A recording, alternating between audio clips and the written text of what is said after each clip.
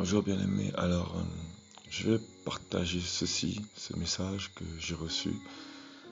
Voilà, il y a 2 jours de ça, pendant que j'étais en prière, j'ai ressenti vraiment une tristesse et j'ai senti vraiment que il y avait quelque chose. Donc j'ai eu à cœur depuis hier euh, de, qu'il fallait que je fasse quelque chose. Alors ce matin, je me suis laissé inspirer par le Saint-Esprit vraiment et voilà, que le Seigneur soit loué. Au nom de Yahushua, toute la gloire lui revient. Je vais partager ce que le Saint-Esprit m'a vraiment inspiré de pouvoir écrire. Toute la gloire vient à Yahushua.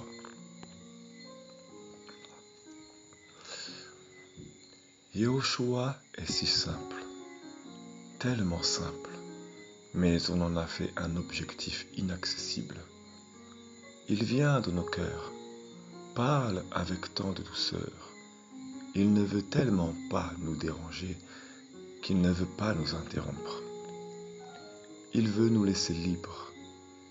Il sait que nous sommes esclaves de nos propres vies, nos propres pensées. Nous avons nos barrières et il vient avec douceur. Il vient sans bousculer. Mais lorsque c'est le temps, nous sommes chamboulés. Il est si doux. Il vient avec douceur, nous parle tel un doux murmure. N'est-ce pas exemplaire? Quel époux agit comme tel? Voici l'exemple. Il envoie des cris dans les rues, dans les avenues, car il murmure dans les cœurs, il parle et nous négligeons. Il prend parfois tellement de temps pour accomplir ses châtiments que nous le prenons avec mépris. Nous voyons cet époux d'une manière si indigne de sa personne, parce qu'au fond, nous savons qu'il est miséricordieux. Nous connaissons bien souvent ses fruits, car sa réputation s'étend au travers des témoignages de la vie. Nous connaissons sa douceur, c'est pourquoi nous le piétinons. Mais n'est-il pas l'Élohim des temps et des circonstances? Il est ce Elle, Eloa, qui parle avec douceur. Prenons-nous vraiment le temps d'écouter ses paroles? Il est le Elle qui parle. Il est si doux que peu le considèrent. Il ne veut pas nous bousculer, nous précipiter, car il nous respecte. C'est pourquoi les circonstances viennent telles des chamboulements. Combien de fois parle-t-il? Il vient avec galanterie, et on ne veut pas de lui.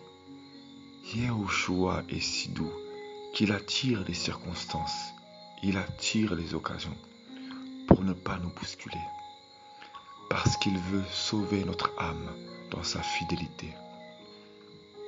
Il place des anges, nous n'en prenons même pas conscience. Il fait tout discrètement, car il n'a rien à prouver. Il est si doux, personne ne peut lutter contre son autorité. Il place des anges autour de ses appelés et de ses élus. Si vous saviez, si seulement vous preniez conscience de sa douceur. Nombreux savent déjà, ont déjà reçu la semence de la parole, mais ils ont besoin de voir. Si les chamboulements sont de plus en plus palpables, c'est pour attirer ceux qu'il veut attirer à lui. Si seulement vous étiez conscient du prix, il vous invite à son souper avec tant de patience, de douceur. Il vous invite à vous restaurer, à dîner. Il vous invite au rendez-vous. Il vous invite. Il vient vous draguer, vous donne des signes. Il fait tout pour se faire remarquer. Mais il ne veut tellement pas vous bousculer, tellement il vous respecte, tellement il vous estime. L'estime qu'il a pour vous fait qu'il parle de façon à être entendu, mais il ne veut pas importuner. Et voici, nous lui répondons, plus tard, je ne suis pas prêt. Nous sommes conscients qu'il vient nous parler, car nous l'avons entendu, mais nous répondons, je suis dans le péché, je ne veux pas être hypocrite. Nous l'entendons et nous savons que c'est lui. mais nous gardons ce format. J'ai entendu une petite voix me dire telle parole. Voici l'homme. Nous savons qu'il est doux, alors nous continuons notre propre marche. Parce qu'au fond, nous connaissons sa miséricorde. Yahushua est si poli, si patient, si doux, si respectueux, et nous profitons puisqu'au fond, nous n'avons pas vu le gouffre. Il est si doux, si respectueux, si talentueux qu'il ramène ses appelés par les situations. Il ramène des témoignages, il envoie les vents, il envoie les signes, il empêche des occasions pour nous garder. Et bien souvent, nous ne prenons même pas conscience qu'il est derrière. Car son but n'est pas d'être vu. Son but est d'être écouté. Son but est de sauver. Il est si respectueux, si galant, qu'il invite. Il appelle les cœurs. Il permet les circonstances. Combien de cœurs sont réellement disposés pour l'entendre? Combien ont les yeux ouverts pour voir ses œuvres? Combien ont le cœur disposé pour recevoir et pour comprendre? Il est si doux qu'il ne force pas l'homme. Il prendra du temps. Il est si doux qu'il permettra les circonstances pour rappeler une âme à l'ordre, une population à l'ordre, un gouvernement à l'ordre. Yahushua est doux. Il crie à plein gosier dans les rues, les avenues, les places, les lieux bruyants. Puisque chacun fait sa vie, il utilise des voix. Puisque l'homme est lent à entendre, lent à comprendre, lent à recevoir. Parce qu'au fond, il est trop préoccupé par sa propre vie. En vérité, nombreux prennent conscience de leur état. Ils prennent conscience qu'ils doivent changer leur vie. Ils savent que Yahushua est doux. Ils le savent. Alors, ils prennent leur temps. Il est si galant. Il est majestueux et pourtant si respectueux. Il montre les signes de sa venue. Les cœurs prennent conscience pour un temps. Ils sont interpellés par les changements. Ils prennent conscience de leur état. Mais ils savent par sa réputation qu'il est doux. Il envoie des occasions. Ils ont des témoignages. Nombreux ont les oreilles pour entendre, mais leur cœur n'est pas disponible pour recevoir. Pourtant, ils voient, ils ont vu, ils ont entendu.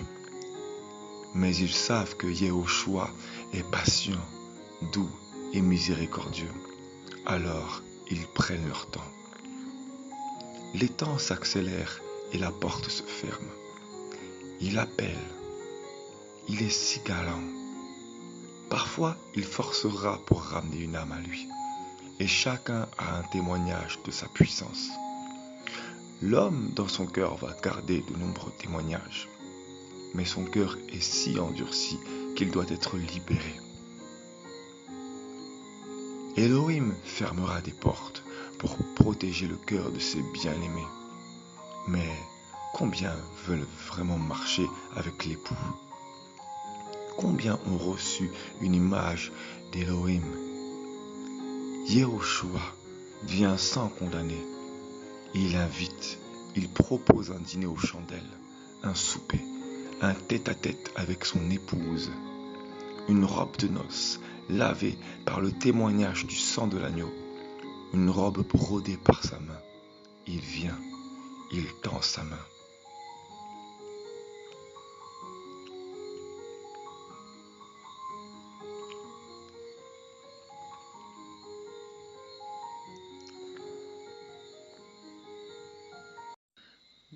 Donc, ce qui m'a vraiment le plus interpellé lorsque j'étais inspiré durant ce message, c'était vraiment le fait que vraiment Yahushua est vraiment galant.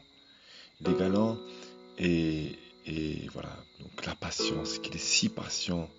Et le peuple sait très bien qu'il est si patient que il en profite en fait. Voilà. Il use en fait de patience et le peuple use de cette patience qu'il a. Voilà. Donc vraiment, le message vraiment de l'évangile à la base, ça a toujours été la repentance. Ça a toujours été ça le message de l'évangile. Le message essentiel, la repentance du péché. Et beaucoup en fait d'enfants du Seigneur n'entendent plus tellement ce message. Voilà. Le renoncement au péché, le renoncement à soi-même. Voilà. Le retour à l'évangile véritable. Voilà. Le retour à la sanctification. Et la sanctification ne s'arrête pas seulement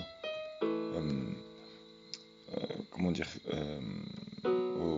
à arrêter le péché, mais à aller toujours plus loin en fait, toujours plus loin dans l'avancement avec Yahushua, voilà, dans la relation avec l'époux, tout simplement. C'est vraiment important, quoi. Voilà. Mais ce qui est vraiment là où le Seigneur m'a interpellé vraiment beaucoup sur ce message, c'était vraiment le fait que le peuple vraiment comment dire ça, il prend son temps, voilà. Alors que le temps, vraiment, on va dire qu'il s'accélère entre guillemets, parce que nous sommes vraiment la 6e trompette, voilà. Donc, toute la gloire vient à Yahushua, vraiment, voilà. Gloire à Yahushua Mashiach.